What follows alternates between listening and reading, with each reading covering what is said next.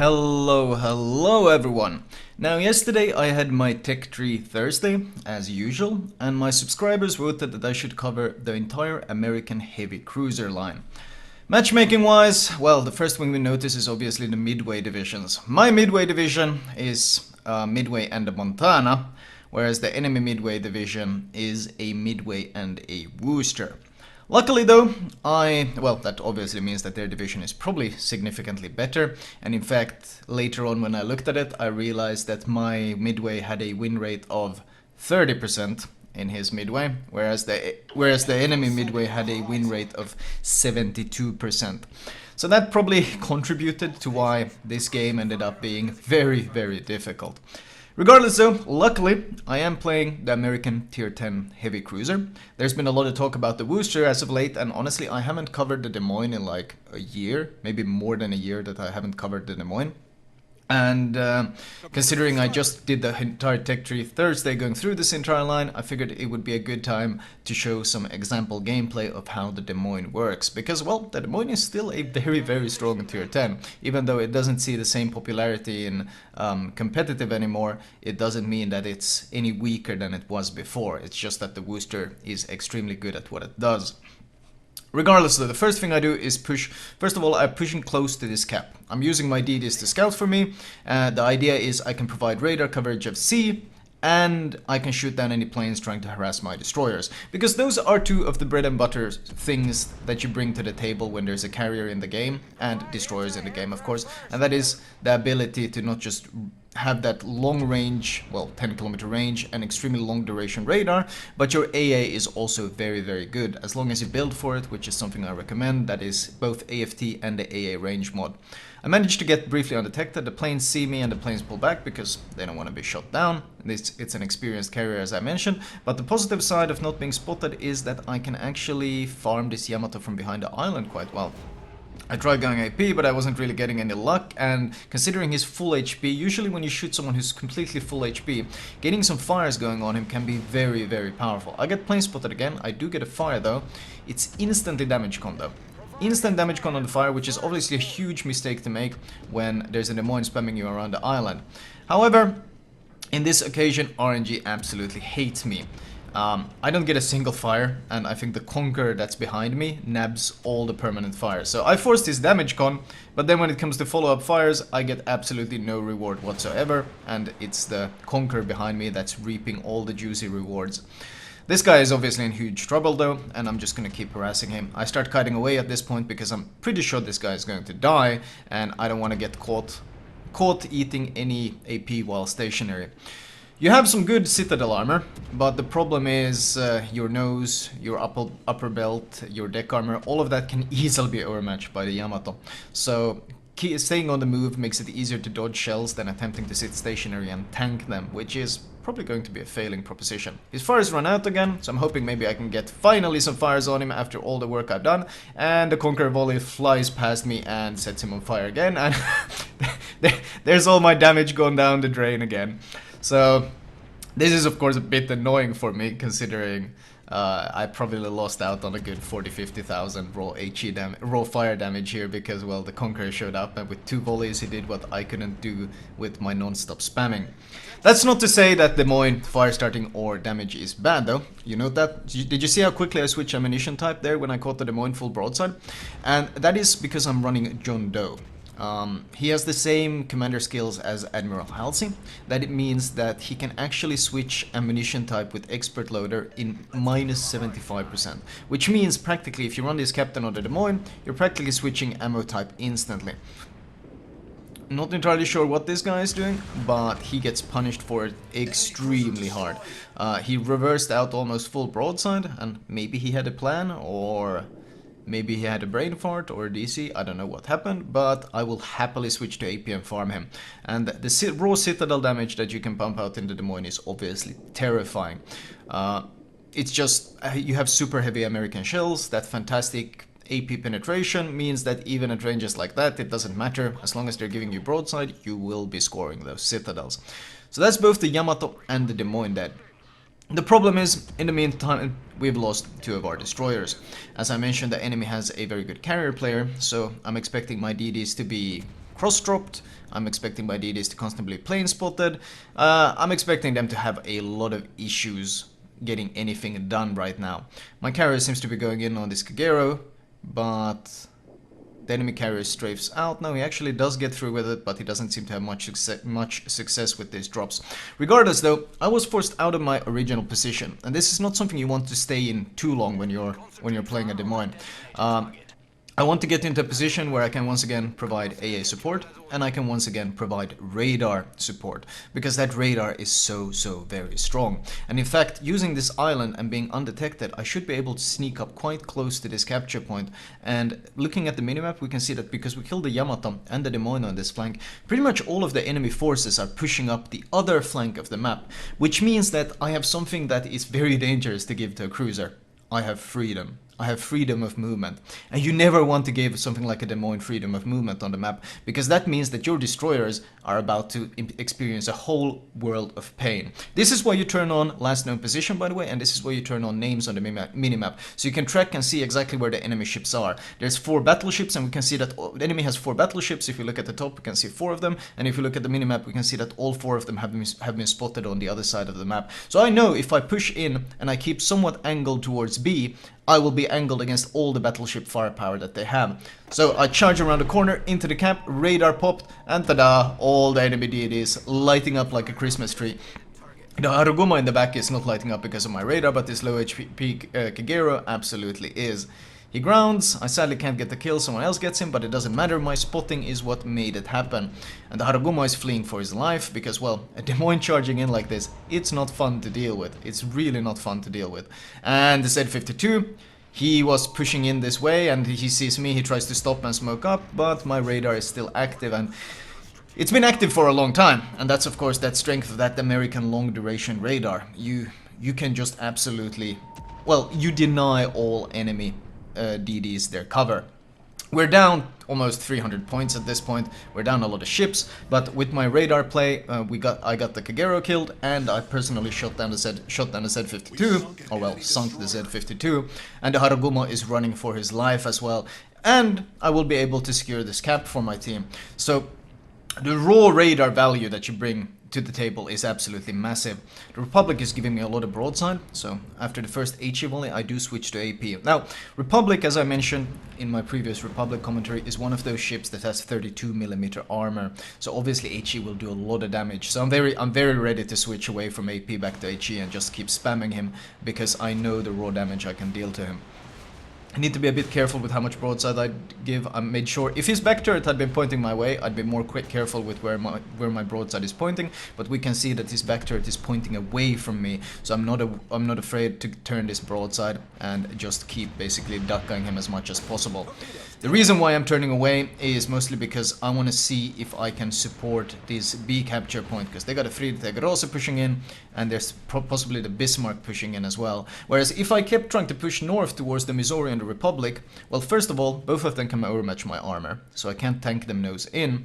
Second of all, there's the risk that these guys will push through here, and then I'll be flanked and surrounded. So rather, I turn my stern towards where the Missouri and Republic are, to make sure I'm angled towards them. And then I also angle towards these guys. Okay, I'm seeing I'm about to bump into this guy, so I slow down so he can go past me. I'm hitting the brakes so that he can go past me. Sadly though, he has the same idea. He wanted to slow down so I could go past him as well. If only there was some sort of communication method in this game, like voice comm or something, then we could have talked to each other. Regardless though, since he has slowed down, I go back to full speed and try to get out of his way as quickly as possible. No one really at fault in this case. Both had the same idea. I'll let him pass, he'll let me pass, so forth. He just managed to brake faster than I did. Bismarck is my target. If his nose in like this, absolutely HE. And once again, you gotta remember that fires deal percentage-based health, so especially on a full HP, this one, getting a few fires burning will increase your overall DPM significantly. And of course, if he's angled, you want to be shooting HE. Note that the Bismarck of course has 380mm guns, and your heavy cruiser can easily tank these shells. So I'm not nearly as worried about any incoming fire from him. I'm just gonna start farming him, see if we can get that fire going. There's one fire on his stern. I would like to get another on the middle of his ship. No real second fire. He's giving full broadside at this point though, so I decided to abandon the RNG game because, as I mentioned, my fire RNG hasn't really been that good this game. So we're gonna switch to AP instead. We get a fire now, but more importantly we've switched to that super heavy American AP, and with the reload of the Des Moines, of course, we are dealing a lot of raw damage to him, as long as we're hitting the right spots. A bit too high, so we got super overpens, but once we hit that juicy spot, the upper part of his belt, that's when we start getting that raw pen damage that we want. And the shell arcs are of course pretty ridiculous when you consider he's only 12 km away, but the raw DPM that you have at your disposal more than makes up for it. So we were at one point almost 300 points behind. We managed to somewhat mitigate that down to only a 100-point deficit. Wooster giving broadside, very stationary. I'm about to AP him, but stationary broadside in a Wooster in front of an Iowa. I don't know what he was expecting, but he got exactly what we expected. So I switched to HE and I start farming the Republic. The Missouri is so far away, and more importantly, my Iowa is about to fight this Republic. So I'm going to try to give him as much support as possible. That Republic thin armor coming into play here, the 203mm HE has no issues penetrating his armor and just dealing constant raw damage to him. As long as I don't hit the turrets, which you saw there. If you hit the turrets, you'll get the shatters. If you hit the belt, you'll get the shatters. But on every other part, you will be doing raw damage. We've got 2 fires. And I can switch to AP and farm his full broadside now. The Iowa could also stop and just shoot AP at this flat broadside right in front of him. In fact, the Iowa is angled against all targets, so he could just freely farm him. But instead, the Iowa goes for a bit of a questionable decision. He goes for the ram. I'm not really sure why. Maybe he thought he was going down faster than he was, but he was angled against both the Missouri and Republic, so he could probably have just sat there and farmed and allowed me to farm as well quite comfortably. So instead of just getting a straight up kill, what we get is a trade, and that's actually not that good because, as I mentioned, my carrier was not the best of players, and my carrier has already gotten himself killed. He got caught by the push, he wasn't paying attention to the minimap, so that 72% win rate midway now doesn't even have an enemy midway stopping him. So as we're speaking, he drops the Conqueror down south and he instantly kills him off. So I'm in a bit of a race right now. I need to get kills and I need to get caps faster than the enemy midway can demolish the rest of my team. That's basically what the kind of race I'm in. The enemy midway has also been smart enough to not really go for me because, well, he wants to conserve his planes, and I don't know if anyone else has really been shooting down his planes, especially since my midway has died this soon. So I'm suspecting that he has pretty much all his planes intact and he's probably just going to be farming my team. Even worse is that we're still behind a good 100 points, so that's why I turn nose in and I start pushing into this Missouri. He blew the damage con early. You saw that he gave a lot of broadside, which would have been a tasty target for AP, but this guy actually blew his damage con very early, so even though my fire chance isn't very good this game, the Moines fire chance normally is pretty consistent, I'm just throwing so many AP shots at him that I will get the fires. Midway tries to sneak up on me with AP bombs. I control click one of the squads and pop defensive AA. Shooting them down. I quickly take a break to control click the other squad. It's important there that I need to do as much damage. He's trying to pull away. He's good enough that he's not going to try to drop me through my defensive AA. He's trying to pull back his planes and save them and then come back with my defensive AA on cooldown. However, because I control clicked the squads, I shot down one and then I shot almost the majority of the other squad before he could pull back. And because of this, he lost his ability to strike me with those AP bombs. It's something important to note when you're facing a midway is that you can't really use your defensive AA on the torpedo bombers, because the AP bombers can and will delete you. I mean, the torp bombers can also do significant amounts of damage, but AP bombers will literally just left click you. So that's why I hate facing midways in my Des Moines, because you can't really use your defensive AA for your teammates. If you see torpedo bombers coming in for a friendly battleship or destroyer, if you use your defensive AA to protect him and shoot down those torp bombers, then you open yourself up for the possibility of the midway coming in with the AP bombers and just left clicking you for 50,000 damage. So those AP bombers that pretty much every midway runs these days are terrifying. And now, because I've used the defensive AA on the AP bombers, we have to deal with the torp bombers. I focus fire one of the squads, the front squad. I do as much damage as I can to him. I see he's going in for the drop, so I instantly switch focus target to the other squad. It's too late to deal with these torps anymore, and more important is to prevent this other squad that I can see is trying to go for my broadside. I eat one on the torpedo belt, and I make sure I'm turning into this other squad to make it hard for him to get a good drop off. I shoot down 4 planes, at which point I consider it safe enough to start turning away. Even if I eat both the torps, it wouldn't be the end of me. I end up eating one of the torps though, but ultimately played that pretty okay. It's important which squads you focus fire. It's sad that in the replay you can't see which squads I'm focus firing, but I can link you the Twitch highlight of this clip, and you can see all the squads when I'm control clicking them as they come in for the drops, because it's an integral part of defending against these incoming drops. You need to know when to switch targets, and of course as soon as the armament has been dropped, there's no point using your focus fire bonus on that squad anymore. You need to be shooting the threat, not the empty bombers. So I push into A, I'm trying to get my gas can to finally go and cap this B. He's been really dragging his feet, and here comes the AP bombers. Now it's important I don't allow him to get a clean drop, but my defensive AA is up again, so I wait until he's very close. I wait until he's like 3.5 km away, and that's when I pop defensive AA. Once again, he tries to pull back with the AP bombers, but it's too late. I shoot them all down because I baited him to get so close to my ship, so there was no chance of him pulling away anymore. And now with that 20 seconds of defensive AA active, there is no way he can execute a strike on me before I can cap this thing. The problem is though, it took me so long for this gas can to actually go for this cap, and there's only really 2 minutes 50 remaining, and I'm pretty sure the midway has gone all the way up to the corner. It's unlikely I can even kill him. What I can on the other hand do if I keep pushing this way is probably get killed. Defensive AA is on cooldown, the enemy carrier has timed it well. But I focus fire the squad, and more importantly, I'm trying to make sure he can't get a clean drop across my ship. You don't want him to allow him to drop from bow to stern or stern to bow. You want to force him to drop your broadside. He tries to juke around though. He sees that I'm turning, so he tries to go from drop me from behind. I cancel my turn, and I get... There's probably a bit of luck involved there. Regardless though, the damage wouldn't have been enough to kill me because I delayed him so long that he couldn't get enough bombs through regardless, because I shot so many down.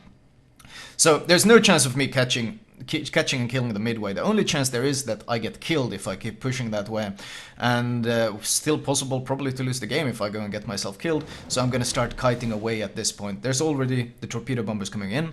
By kiting away from bombers, you force them to fly a longer time to catch up to you, of course, because your own speed helps you, and that means they have to spend longer time in your AA. So once again, we focus fire the closer torpedo bombers. The AP bomber squad is so small, I don't care about it. I get almost the majority of that squad shot down, so I switch to the back squad. As soon as I have 5 kills, I switch to the back squad. I don't care about the single torpedo bomber anymore. I want to start shooting the other squad, and I turn away. I want him to spend more and more time, and we can see that there's 14 seconds remaining until the game is about to end. We force him to spend more and more time, make it hard for him to drop. He has to waste time, he has to spend time in my AA. I shoot down even more planes, and by the time he finally gets the drop off on the broadside, which he needs, the time has already ran out, and what looked like a very, very difficult game actually ends up as our victory. 230,000 damage, 1.4 million credits. We didn't get the Kraken, sadly. If I'd gone for the Des Moines, or maybe if I'd gotten the carrier kill, if I'd gotten some fires on the Yamato, whatever, we still got our 4-hole goal, and we got our high caliber. 5 citadels, 4 kills, 11 fires, terrible fire RNG. We do get a cap and 49 planes shot down. So our impact on this game, besides what the score shows, was also of course pretty massive in terms of the radar spotting on the destroyers, since we got 2 destroyers killed with that radar push into middle. And that highlighted one of those weaknesses you gotta look out for. When the enemy team pulls back all their battleships and you're allowed to play aggressive in the Des Moines, that's when you become so very scary for everyone, because no cruiser wants to fight you close range because of your super heavy American AP, and no destroyer wants anything to do with you when your radar is active, because the radar plus that reload, nasty combination. Looking at the team score, it does give an idea of the impact we had on the match, of course. 3.7k base XP, which is a pretty monstrous haul.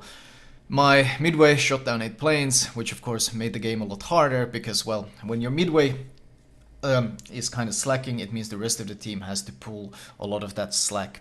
Well, they have to take his share, and it's significantly harder for anyone else besides a carrier, because, well, midways are one of the easiest ship in the game to just deal raw damage with because of torpedo strikes and then AP bomber strikes. They have double alpha threat, and both are terrifying. Still though, we do manage to clinch out a win from this game, even if it was a very difficult match. Detailed report wise, 311 HE shells, 119k damage, 70 AP shells, 63k. Fires could have been a wither. We only did 30k damage to that Yamato. Our one fire did like 300 damage because he instantly damaged Conda, and then the Conqueror took all the fires, which is unfortunate because this could probably have been a 4000 base XP game pretty easily if a few things had gone my way. But it's not like a 3.7k base XP game is bad either, and it was a very satisfying result. Not a single bomb hit got through, which is what's important. We ate 2 torpedoes, but that's not the end of the world. 29k damage upon your spotting, probably radar pretty much only, and then 1.2 million or 1.1 million potential damage. Not that much, but then again, you shouldn't be farming too much potential in a cruiser to begin with. Anyway, that was how to play it. Let me show you my recommended build on the ship. Right, as usual, I will start with the modules. First things first, when it comes to consumables, I would say priority number 1 is damage con, just for that faster cooldown, followed by heal for that survivability. After that you can start bolstering utility in the form of radar and then defensive AA. Upgrade wise, turret survival, your bread and butter. Radar duration, I find it very valuable. I mean, you saw the value it had, and none of these others really compete. Third one, AA range. You saw the effect it had, and when you combine the 2 AA range upgrades, both the captain perk and the module, you get 7.2 km range, and you can see the damage you have on these 7.2 km auras. You basically become an AA monster, which is why this is very strong. The fourth upgrade, now here you have a lot of flexibility in my opinion. I don't think there's a bad choice here. I've ran the damage control system mod, and that's for when you're parked nose in and for example something like a Wooster or whatever is spamming you. Yes, you still take the HE damage, but you greatly mitigate the fire damage, since you're not, especially since you're not running fire prevention on the Moines. Alternatively, the propulsion mod, good acceleration bonus for popping up around islands, or suddenly you get spotted around a corner and you have to accelerate when you're lobbing shells over it, or alternatively just faster rudder shift, which is never bad on a cruiser. I don't think there's a bad choice here. I think all of these are viable depending on your playstyle and depending on the situation. Right now I'm running propulsion, I've run damage in the past, and I've run steering gears in the past as well. Concealment expert, or sorry, concealment system mod, very straightforward. You want to be able, well, you want your stealth, you want your survival. And the sixth upgrade, I prefer the range. Some people like the reload, but as I mentioned on my stream when I covered this on Tech Tree Thursday, I've never been in a situation in the Des Moines where I'd gone, damn, if only I had 12% faster reload, then that battle would have turned out completely different. I've never been in that situation. On the other hand, I've multiple times been in a situation where I see some battleship parked around a corner or an island, or just sitting nose in 16 kilometers away, and I'm not able to shoot him because I don't have the range. I've been in that situation a lot. And for that reason alone, I prefer the gunfire control system mod, simply because that additional range gives you so much more flexibility on the map than what the reload does. Now, there are some memes that you can run if you do run the legendary mod. If you run the legendary mod, the enhanced propulsion, and you run the acceleration mod, you actually have a completely absurd acceleration. I can post a Twitch clip of that in the comments below if you want to see what it looks like. The viability is very questionable, since you're giving up the range to do it, but it can be hilarious, it can be amusing, but it's more of a meme build. Well, I mean, there might be potentially utility for surprising targets, but ultimately I prefer the range far more than I prefer the legendary module. Captain perks wise, your first priority should be conceal priority target. You need to know who's aiming at you. Second, adrenaline rush. The lower you go, the more damage you do. Superintendent, additional radar, additional heal, additional defensive AA. Yes, please. And concealment expert. That should be the first 10 points. Then when you get to 14 points, you go AFT, because you want that 20% range on your AA. When you got a good base range, then adding 20% makes it even significantly better. And once you've got that, then you want to make use of the special commander skills that you have on, well, in this case, John Doe. Even if you don't have John Doe, I still recommend this. First of all, expert marksman, because running your reload or turret traverse is actually not that good, and you can cut it down to 25.7. It's not a significant buff, and it's more valuable if you do have a John Doe, a special captain, because he gets an enhanced expert marksman compared to the normal. Same thing with the expert loader. I think it's fantastic. You always have the right ammo type for the right situation in the Des Moines, but once again, it's not quite as valuable if you don't have John Doe. So honestly, I recommend running John Doe if you still have it. He used to be called Steven Seagal back in the day. Even if you don't, this is still a great build. And the last 2 points I put into Jack of all trades. I've considered things like running Last Stand, but ultimately I didn't think I ever lost steering often enough to justify it. So I think Jack of all trades is the best 2-pointer to end it with. Flag wise, now I would normally not run detonation flag. Oh, I'm not even running it here. But the healing flag, absolutely, more survivability. Faster consumables synergizes very well with your Jack of all trades. And after that, just fire chance. I mean, with the fire chance flags, we do have a pretty good 16% fire chance, even if you might not be able to see it from the commentary I just made. And after that, mostly economic flags. You can add defensive AA flag. That would have been very useful in that last game, being able to shoot down more planes. And you can add speed flag as well. Always useful to be faster in a cruiser if you have to disengage. But the AA flag, recommended. Speed flag, questionable. You spend so much time behind islands. You don't really utilize the speed as a defensive tool the same way, for example, Zao or Henry or ships like that do. So running Sierra Mike on the Des Moines is more flavor than anything else. And I might as well show you the premium camo. It's a pretty default looking one. Oh, this one looks pretty good. Well, honestly, they are not that different. Ultimately though, I'm just running, I think, the French camo for the credits, since even though I have the legendary mod, I'm just making additional credits, I think. I don't even know why I'm running it. Might have been some meme since it's a French camo on an American ship. Regardless, I hope you guys enjoyed it, and if you want to see me cover all the other ships on this tech tree, since I did cover them all from tier 3 all the way to tier 10, I can also link you the VOD from my yesterday's Twitch stream where I cover it all. Thank you guys for watching, I hope you guys enjoyed it, and I will talk to you guys later.